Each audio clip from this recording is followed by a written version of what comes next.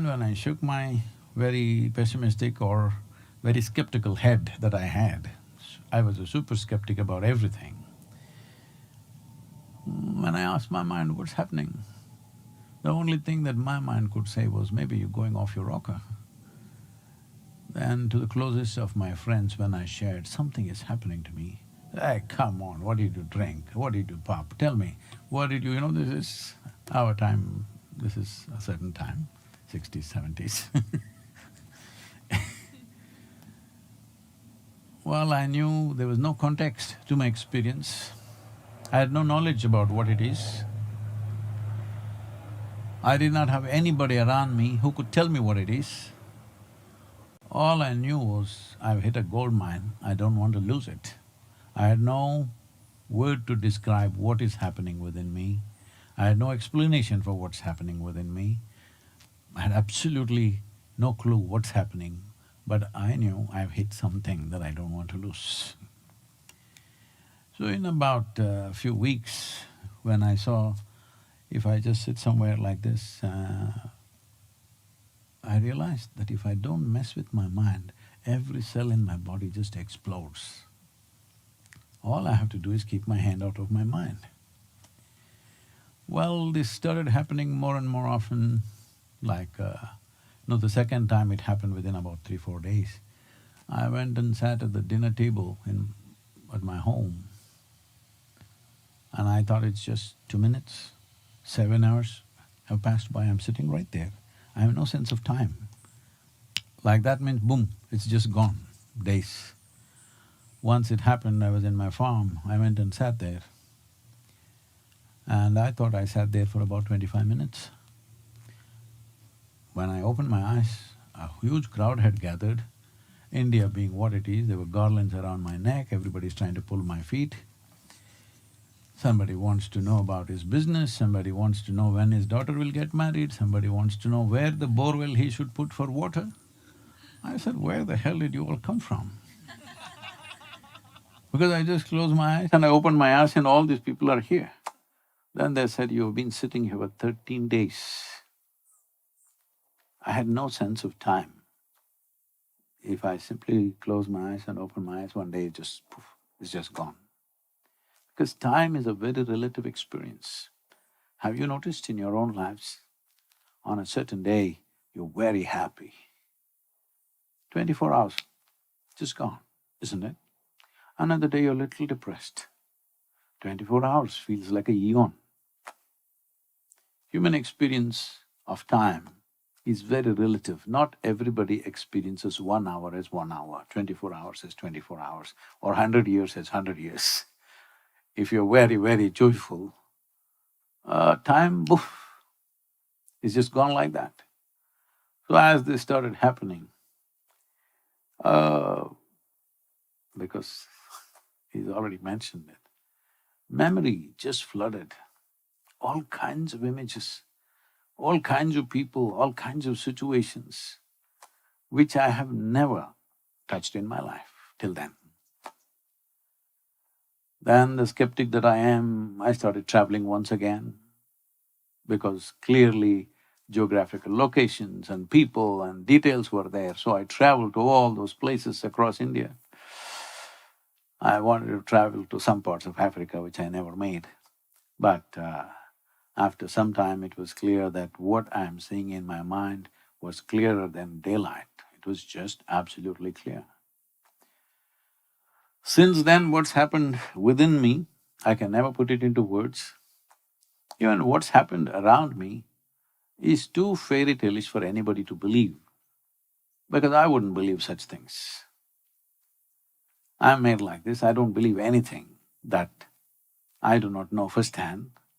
Maybe it's true, but I will never believe anything that anybody says. It doesn't matter, a prophet comes down or God comes down, I will not believe it. I am listening respectfully. It has to happen to me, this is the kind of hard nut I've always been. And things opened up in ways that are simply unimaginable. And that day when I went up that little hill, I went up as a really smart young man, successful, hugely appreciated by everybody around, half the town knows me, like that. But I came down like a bloody fool because I didn't know a damn thing after that. So since then I've been sharing my ignorance and people are happy with it. I think that's I think that's a beautiful segue into, you speak about bursting with bliss and ecstasy within yourself, and you also talk about how fear, anger, stress, anxiety, these are poisons that we drink and expect the other person to die, right? Wrong way to shoot them things. And the issue is, right, we're so close to our own BS, we're so close to the issue that it's tough for us to gain clarity about… No. You must remove the B. Human beings don't do BS, they do just S.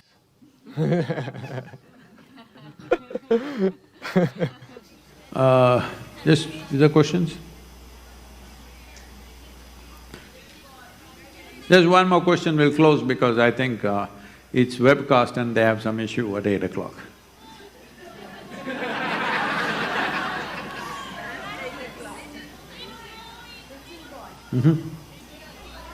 Namaskaram, Sadhguru. Here's another question from someone online, specifically asking about enlightenment. You spoke about different levels of realization and enlightenment. How far can a regular human like me go?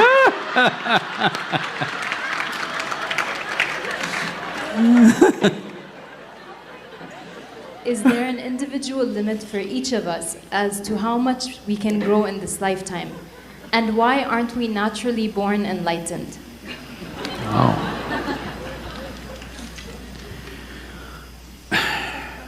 See, enlightenment is not an achievement. Let's first get that straight. It's not an achievement. It's a homecoming. Because you throw your desires out there, you're running away. If you stop throwing that, life will come home, because that's where it is. It's not about getting somewhere, it is about losing the need to get somewhere. You don't have any need to go anywhere, to become anything, you just sit here, everything is fine. But at the same time, you're involved and dynamic. You're not lazy, you're not arriving at a philosophy because you're lethargic. No, you're full of life, but you have no personal need to go anywhere. If you have to go to Timbuktu, you will go there. If you have to go to another planet, you will go there if there is something to do. But you have no personal need to go anywhere. Why this need has come is, as I told you in the very beginning, another regular person asked this question.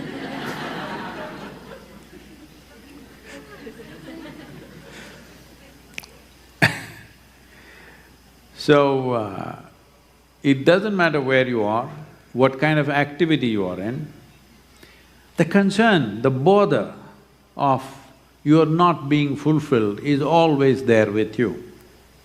You found a new job, like that. You got married, full of dancing, 3 days later, not necessary, I'm not trying to make everything negative. Everything is like this. You got there and you thought this is it, and then after some time you find still there are concerns of being fulfilled. Always people keep telling you the next thing will fulfill you, the next thing will fulfill you. It goes on. But once you've thrown this, these things come looking for you. Once you've thrown out one desire, they understand this guy is in the trap. They keep throwing so many things from all over. You can call it the marketing mechanism in the world, your parents, your friends, your wife, your husband, your children, all kinds of people keep drawing into more and more things. Well, it's very important for the market economy, you should do more and more, buy more and more, take more and more loans. The interest rate has gone down, you can take more loans.